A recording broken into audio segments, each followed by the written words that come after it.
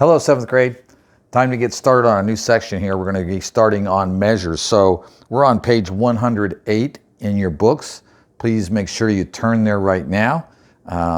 We're going to be getting started here. It's the introduction to measurements. They start off by talking a little bit there. If you look on page 108 at the top, the English system of length is based on the yard. You see there in the bold print. And the metric system is based on the meter. All right, the yard, here's a yardstick. You've all seen a yardstick. All right, that's a yardstick. 36 inches, 3 feet, 12 inches in a foot, 3 feet in a yard, 36 inches in a yard. All right, now the metric system is based on the meter. I don't have a meter stick here with me today, but a meter is about 3 inches longer than a yard. It's just a little bit longer. That is a meter stick, but it's not divided into inches. It's divided into the metric measures of millimeters and centimeters, all right, within a meter, right? And so there's an example in your book that we'll take a look at here in just a second so you can get an idea of what millimeters look like and so on. All right?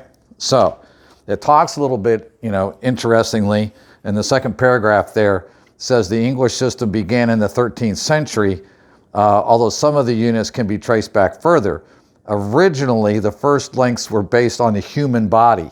All right? A foot was literally the size of a man's foot. A yard was the distance from the end of an outstretched hand to the tip of the nose. So from my fingertips to my nose, that was a yard. That's what's called a yard. Right? What was the problem with that, do you think? If you were buying and selling things, all right, there needed to be something a little, because let's face it, somebody 5'10" and somebody 6'5", that length, that arm length to the nose is going to be different. There was also a fathom, what they used in Marine, to measure depth and things like that. That was from the tip of one hand to the tip of the other, all right? And that definitely would be different depending on the size of the person. So there wasn't a standard system of measurement, and that had to be taken care of. So they came up with the English system, all right, and the metric system came into around in about the late 1700s, early 1800s, all right. It was called the System International. That system is actually used more in the world than our English system. It's easier to use. You're just moving the decimal place around, and you'll see some of that as it comes up. But we still use the English system here in America, especially when you get into baking and all those kind of things, and cups and ounces and things like that, teaspoons and tablespoons, and all things that you're going to have to know and get used to using. All right? So as we get started here, look at 6.2 there at the bottom, linear measures. All right? Linear measures have to do with measuring distance. That's what it's talking about, linear measures. Just don't let that term confuse you. You're just measuring distance, whether it's this much or whether it's miles and hundreds of miles or whatever it happens to be. All right? So the foot, for longer distances, the foot, yard, and mile are used in linear measures. A lot of our stuff that we deal with on a regular basis are feet and inches. All right, feet and inches, and then the foot, and then the yard, and then the mile. All right, how many yards in a mile? Not feet, how many yards? 1,760. All right, so let's take a look. Next page. This is something that you guys are going to have to realize that you're going to have to learn. You got to memorize these measurements. Here with the linear measures, later on with the measures of capacity, measures of weight. You got to get those down. Most of you are pretty good at that by now. You've got it down, all right? Because this is all review from last year and the year before that and the year before that. Right? So on page 109, there it says learn these, right? English linear measures, talks about inches in a foot, inches in a yard, 3 feet in a yard. Metric prefixes, all right? Milli, centi, deci, and so on. I have them also here, all right? All right, we're looking at the meter. This is linear measures in the metric system, the meter. We have a decimeter. It takes 10 decimeters to make a meter. It takes 100 centimeters to make a meter and 1,000 millimeters to make a meter. To get an idea of that, take a look at that ruler there in the middle of your page, all right? Take a look at that ruler there in the middle of the page. The top part of it that you see there is in centimeters. It has 10 centimeters. Each one of those smaller lines is a millimeter, right? There are 10 millimeters in a centimeter. You can see that there in that. Please take a look at that and see. There are 10 millimeters, all right, in a centimeter. Right?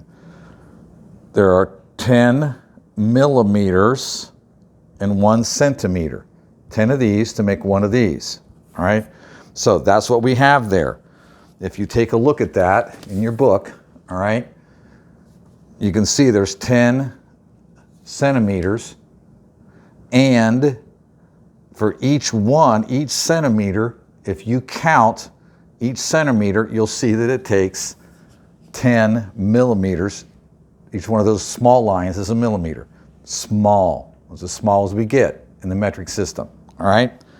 So look at the practice problems.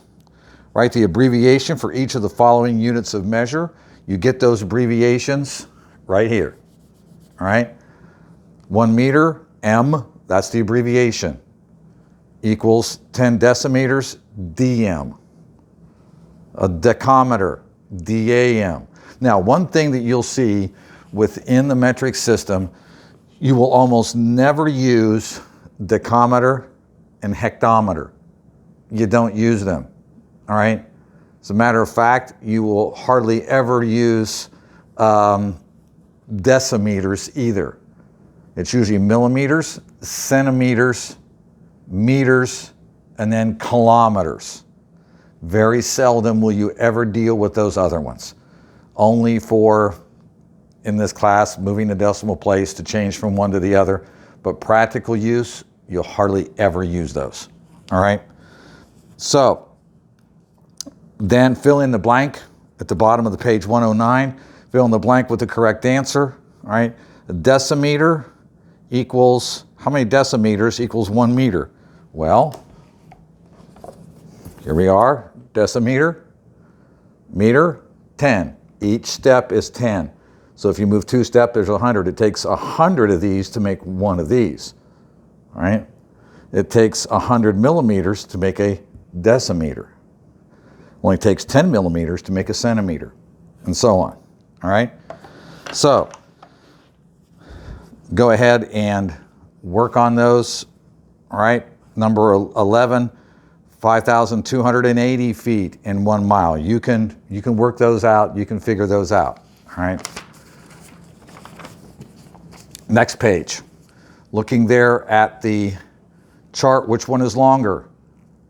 An inch or a decimeter? Well, take a look at that ruler in the middle of that page again, all right? All right? Take a look, all right? Which is longer, an inch or a decimeter, all right? So that particular ruler there are 10 centimeters there, which is a decimeter. That whole thing is 1 decimeter. Right? If you look down here are the inches, 4 inches there, right? Which one is bigger? That decimeter is bigger than an inch, isn't it?